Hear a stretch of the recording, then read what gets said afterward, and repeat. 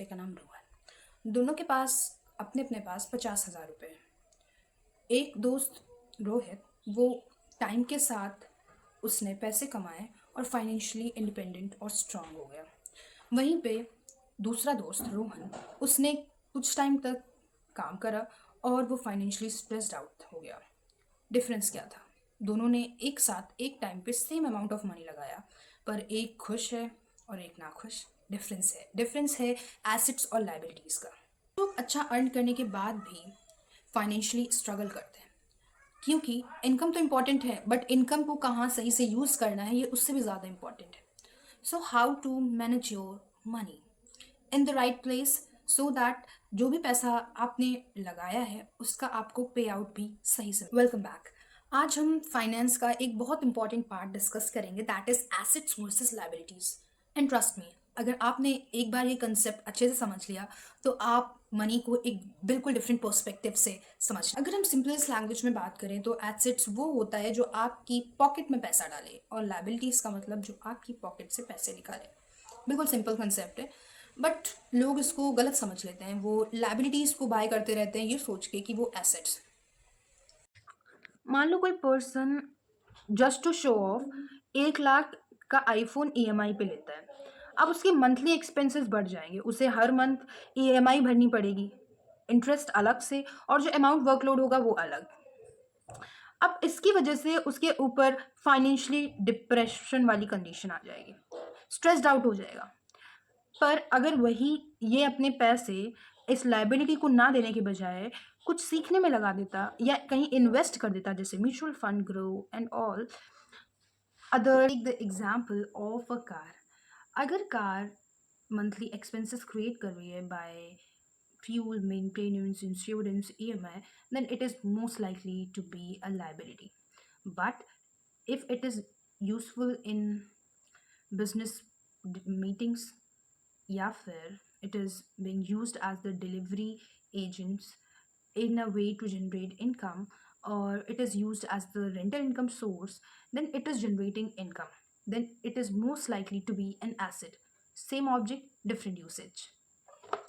Problems कहाँ आती है? प्रॉब्लम्स आती है जैसे ही इनकम बढ़ते हैं वैसे ही लोगों की एक्सपेंसेस भी बढ़ने लगते हैं, यानी कि वो और तेज़ी से अपने लाइबिलिटीज़ को बढ़ाने लगते हैं। Better phone, better clothes, expensive lifestyle.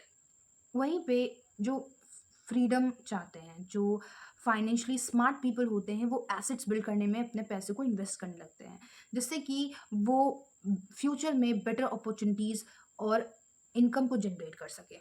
इसका मतलब सिर्फ घर, बिजनेस और स्टॉक ही नहीं होता। Even learning sales, learning marketing, learning to build personal brand, all these things can become assets, because what actually matter कि वो फ्यूचर में अगर आप इनसे इनकम जनरेट कर पा रहे हैं तो। और it is for sure in this today era these all are the very essential things, क्योंकि for today's these skills matters most, everyone needs it. That's why they are going to be the asset. So even every small asset can become a huge asset for you in the future. So build small assets for you. Build, invest in your skills, not just stocks, not just building the house, a big house, not just buying a piece of land as the future income source, but also the skills can also become an asset. This is a small asset but a very important asset. इस concept को real life में apply कैसे करें? Every time you are buying something, ask yourself if this thing will help you to build financially in future, or you are just buying it to impress yourself for temporarily. And this question alone can change your whole financial problem that will come along. और एक important बात, life को enjoy करना wrong नहीं है, luxuries wrong नहीं है, but problem तब होती है जब लाइबिलिटीज एसेट से ज़्यादा हो जाती है। फाइनेंशियली स्मार्ट पीपल पहले एसेट्स बिल्ड करते हैं, फिर उन्हीं एसेट्स की इनकम से लाइबिलिटीज़ को बाय करते हैं।